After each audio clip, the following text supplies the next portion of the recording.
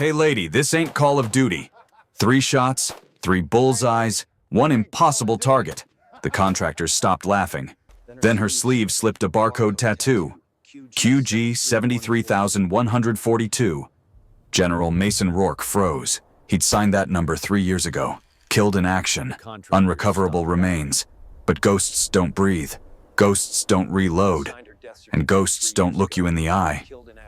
Now she was standing on his range. Alive, armed, and ready to hunt back. Before we begin, tell us where are you watching from? And if you believe honor and courage still matter, help keep their legacy alive. Hey lady, this ain't Call of Duty. The voice came from 2 lanes over cocky. Loud. Meant to draw laughs. Rowan Hale didn't turn. She simply leaned into her rifle. The desert sun glinting off the scope. Shot 1. The laughter dimmed. Shot 2 dead center. Shot 3, a paper tag barely an inch and a half wide fluttered in the wind at 1000 yards. She waited. The wind paused. She fired. The tag split clean down the middle. Silence. No one moved. Then her sleeve slipped. Just enough for the light to catch a tattoo burned into her forearm, a barcode. Faded but exact.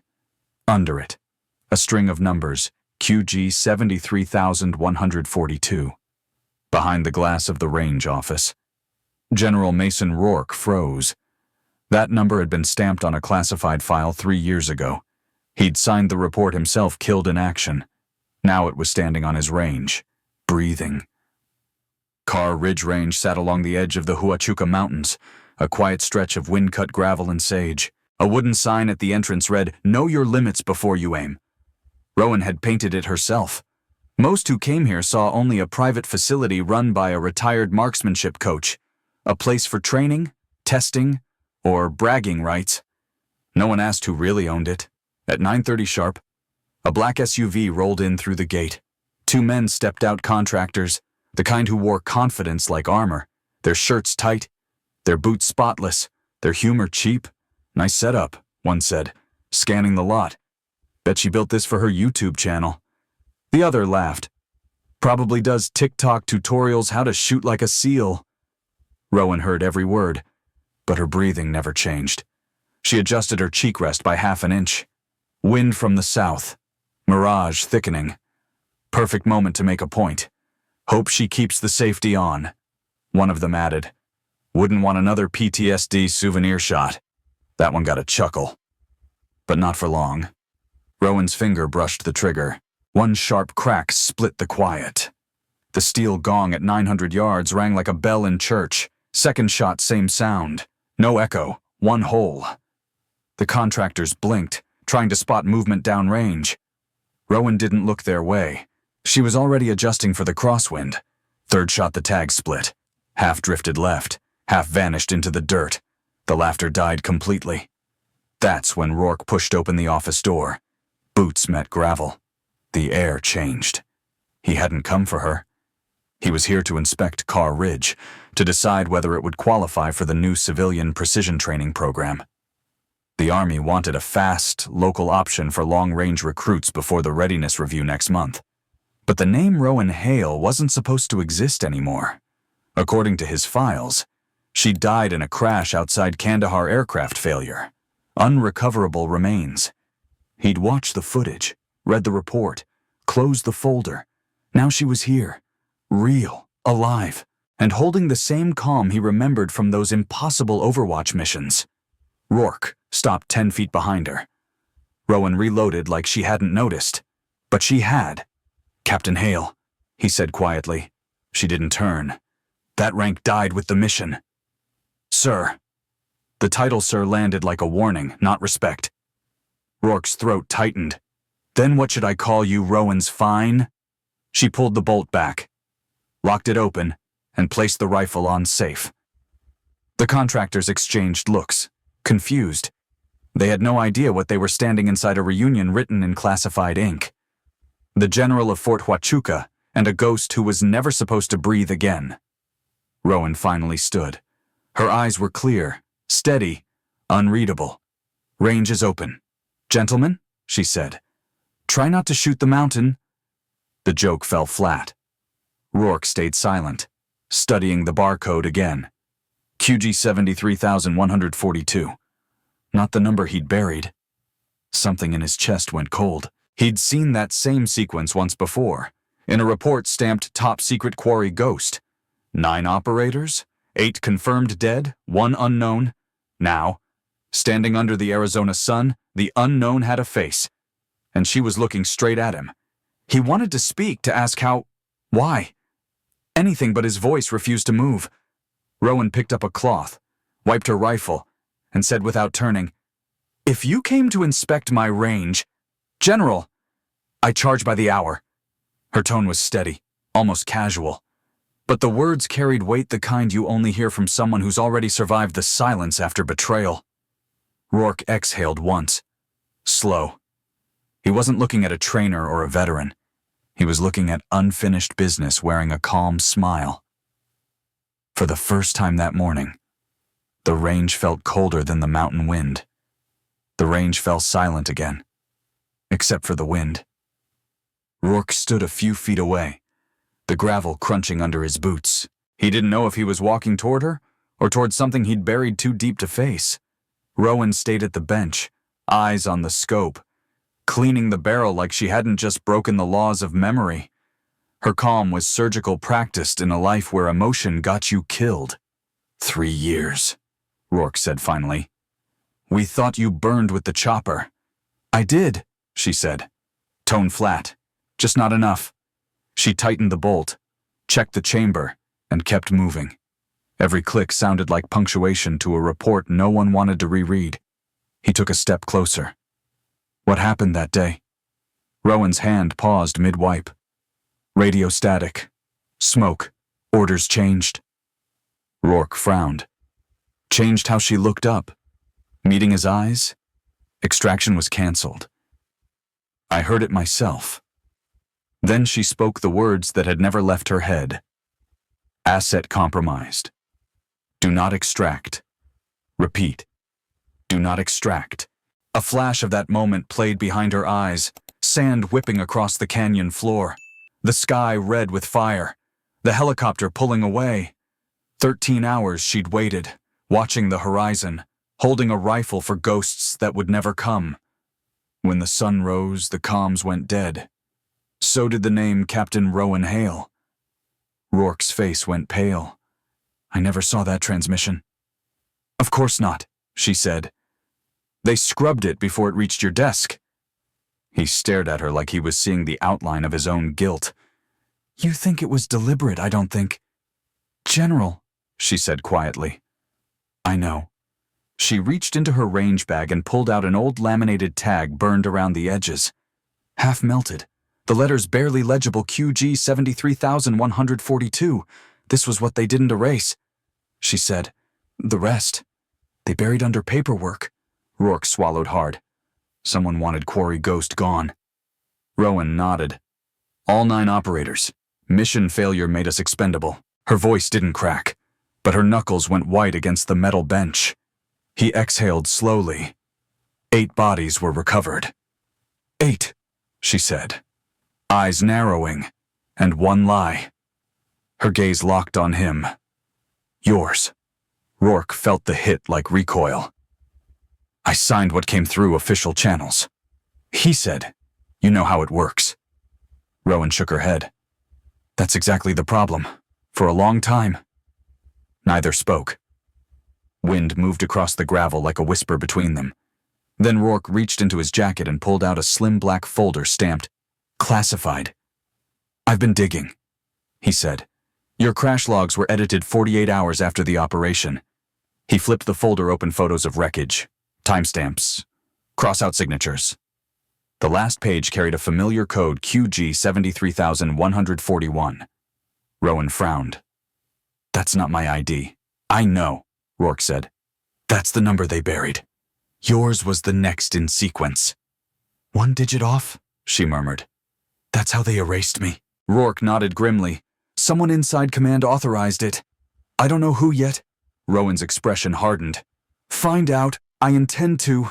Behind them, one of the contractors shifted, pulling out his phone for a quick photo. Rowan caught the reflection in the scope before he could aim. Her voice cut through the air. "Put that down." He froze. "Relax, lady. Just now," she said, tone flat but lethal. Rourke stepped in, his voice sharp. "Phone. Ammo can. Move." The contractor hesitated, then obeyed. The lid clanged shut. The sound echoed longer than it should have. For the first time, they both knew this wasn't just a range anymore. Rourke's tone softened. "You could have gone public. You know, exposed all of it." Rowan smirked without humor. "And end up right back in their crosshairs." She slung the rifle over her shoulder. "No thanks. I prefer the quiet." He watched her step away from the bench, the barcode catching one last flash of light. "Why come back here at all?" he asked. She paused. "Because ghosts still need a range to haunt." The words hung between them like spent brass in midair. Rourke took a slow breath. "You didn't come back for revenge." "No," she said. "I came back for clarity." He nodded, almost to himself. Then, lower, as if confessing to the wind. "Whoever buried Quarry Ghost is still in uniform." Rowan turned to face him, eyes like steel. "Then maybe it's time someone unburied it." For a moment, the only sound was the mountain wind. The contractors stayed behind the yellow line, silent now, finally understanding that none of this was for show. Rowan glanced back at Rourke, voice steady. "Find out who gave that order," she said. Her tone was calm, but the promise underneath it wasn't. "If you do, you know where to find me." Rourke nodded once. "I will." Then she walked past him, boots soft on gravel, every step measured like a countdown. He didn't stop her. Some debts can't be repaid in words. Some truths don't need to be written, only witnessed. And as Rowan disappeared into the heat shimmer of the Arizona air, Rourke finally understood which kind of ghost she was. The following morning, the wind rolled down from the ridgeline, dry and sharp. Car Ridge Range came alive, early dust kicking off boots, targets clanging in the distance. Rourke was already waiting when Rowan stepped through the gate, rifle slung low, expression unreadable. He looked older in daylight, the kind of tired that didn't come from age but from carrying names that never left a file. She gave him a small nod acknowledgement, not greeting. "Still here. General couldn't sleep," he admitted. "Thought I'd see how ghosts practice." She set her rifle case down. "Ghosts don't practice. They remember." Behind them, a group of trainees lined up young Marines and Air Force candidates from Fort Westcott. They'd heard rumors of the woman on Lane 7, the one who didn't miss. Curiosity brought them. Silence kept them. Rowan unpacked her rifle with calm precision. Each movement deliberate bipod unfolded, scope checked, chamber cleared. She could feel their eyes on her, the mix of awe and doubt she'd seen 100 times before. Rourke stood beside her, scanning the recruits. "Which one's your replacement?" he asked quietly. She smirked. "That's the problem with command. They always think anyone can be replaced." He followed her gaze to the smallest one in the group, a private named Caleb Ford. Barely 20, nervous, hands shaking over the bolt handle. Rowan noticed and walked toward him. "You ever fired past 800 yards?" she asked. Caleb straightened. "No, ma'am. Closest was 500, then today's your graduation," she said. She knelt beside him, checked the bipod height, adjusted the rear bag. "Relax your shoulder," she murmured. "You're strangling the rifle." He swallowed, nodded. "Winds cross from 9 o'clock, 8 miles an hour. Mirage is pulling right," she said. Her voice stayed low, even, almost melodic. "Hold a hair left. Don't fight the trigger." Rourke watched from behind, arms crossed, expression hard to read. This was the same tone he remembered hearing in her final transmission years ago, calm under chaos, the kind that made soldiers believe they'd make it home. Caleb took his first shot. The round went wide, dust blooming far off target. He cursed under his breath. Frustrated. "Don't apologize," Rowan said. "Adjust." She tapped the scope once. Quarter mil down, half left. "Now breathe." He inhaled slowly. The world seemed to quiet. Crack. The next shot clipped the edge of the steel plate, not perfect, but close enough to draw a grin. The trainees behind him whispered in disbelief. Rowan didn't smile. "Close isn't good enough," she said softly. She adjusted the target marker to a spinning clay disc at 1000 yards. "Hit that, and you can call yourself a shooter." Caleb froze. "That's impossible." She tilted her head. "So was surviving a crash at 30,000 feet. He didn't answer.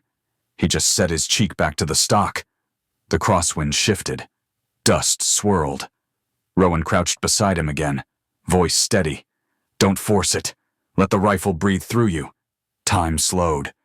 The trigger broke clean. The disc exploded mid-spin, a cloud of orange dust floating against the desert sky. The silence that followed wasn't disbelief, it was reverence. The contractors from yesterday stood at the edge of the range, mouths open. Even Rourke's lips parted in a stunned exhale. Caleb looked back, wide-eyed.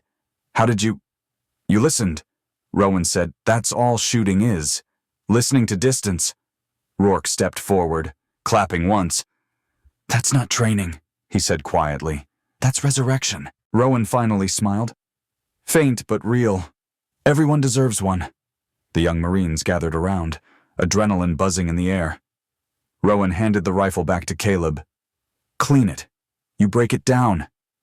You understand it." He nodded, holding it like it was holy. Rourke walked closer, setting a small patch on the bench beside her gear. Black, stitched with a coiled serpent through a broken ring. The insignia of Quarry Ghost. "This belongs to you," he said. Rowan stared at it for a long moment. "You kept it. Didn't feel right to throw it away." She brushed her thumb across the threads, then slid it back toward him. "Keep it. I don't need symbols." Rourke looked down, then at her. "You earned it 100 times over." "I earned peace," she replied. "This range gives me that." Her eyes drifted to the recruits, packing up laughter soft. "Respectful now. They'll make fewer mistakes than we did." Rourke followed her gaze. "They'll never understand what you carried." "Good," she said simply. "That's how it should be." The light began to shift, gold across the gravel. Caleb waved before heading downrange to collect the broken disc. Rowan watched him go, the wind lifting her hair slightly. For the first time in years, her shoulders eased.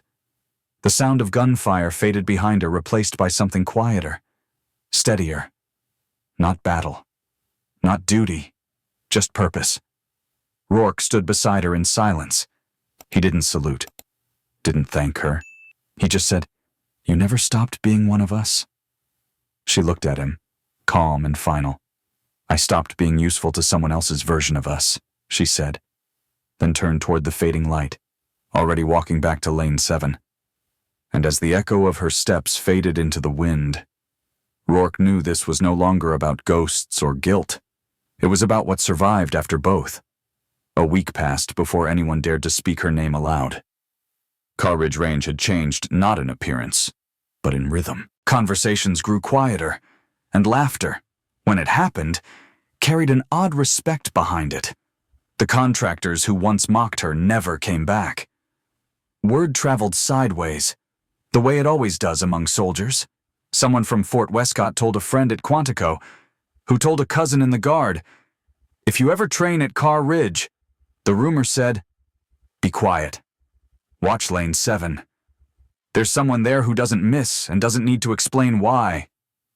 By the end of the month, new faces started arriving in pairs and trios, young shooters, rangers, Marines, even a few Air Force cadets. They didn't wear patches. They didn't salute. They came to listen. Rowan didn't lecture. She demonstrated. Sometimes she'd pick up a rifle, squeeze one perfect round, and leave the rest unsaid. Other times, she'd step behind a nervous recruit, adjust a shoulder or grip and whisper, "The rifle doesn't need strength. It needs trust." Her lessons spread faster than any official program. Targets began showing tighter clusters, shots steadier, tempers shorter. Everyone seemed to walk away carrying something invisible, a piece of her discipline. She never spoke about Quarry Ghost, or what happened in that desert. The barcode stayed hidden beneath her sleeve, but the myth of it grew on its own. Some said she'd been part of a covert sniper division erased from record. Others swore she'd died twice, once on paper, once in spirit. Rowan didn't correct any of them. She just kept opening the range at dawn, locking it again at sunset. Routine had become her redemption. Late one afternoon, Rourke's SUV pulled up beside the main shed. He stepped out slower than before, his uniform replaced by a plain jacket and worn boots. The mountains behind him burned gold in the low light. Rowan was at lane 7, wiping down a rifle. When she saw him, she didn't call out. He didn't wave. They understood each other too well for that. Rourke watched her finish her routine, his eyes tracing the deliberate motion of her hands. "You built something here," he said finally. Rowan set the rifle down. "I built silence. They turned it into purpose." He nodded. "You always had a way of doing that." She raised an eyebrow. "Of being invisible." He smiled faintly. "Of turning ghosts into teachers." The wind picked up, brushing dust across the concrete. Rourke reached into his coat and placed a sealed envelope on the bench. "Before I left command, I found this," he said. "It's not a report. It's a name." Rowan didn't open it right away. "Who?" she asked. "Someone still in uniform," he replied. "Someone who signed the kill order on Quarry Ghost." Her jaw tightened. "Why bring it to me because I can't act on it anymore?" he said. "But you can decide what to do with it." She looked at the envelope unmarked, thick, heavy in its stillness. For a long moment, she said nothing. Then, softly, "You know what happens if I read it?" Rourke nodded once. "Yeah. You start hunting." She met his gaze. "Then maybe it's time someone did." The sun sank lower, painting the sky with streaks of amber and red. Rourke's voice dropped. "You sure you want to reopen that door?" Rowan smiled without warmth. "It never really closed." He exhaled, knowing there was nothing left to say. The envelope stayed between them, untouched. Then she reached for it, sliding it into her rifle case like just another piece of gear. "When you find out who it was," Rourke said, "what will you do?" Rowan slung the rifle over her shoulder. "You already know the answer." She paused at the gate, the light behind her outlining the faint curve of the barcode through her sleeve. "If you ever need to find me again," she said, glancing back over her shoulder. Her eyes were calm, steady, unflinching. "You know where to look." Rourke stood there long after she was gone, the wind carrying her words into the pine. When he finally turned back toward the truck, he noticed the patch still on the bench, black, coiled serpent, worn at the edges. He picked it up and stared at it under the dying sun. "Some ghosts don't haunt," he murmured. "They hunt." He folded the patch into his jacket pocket and looked out over the quiet range.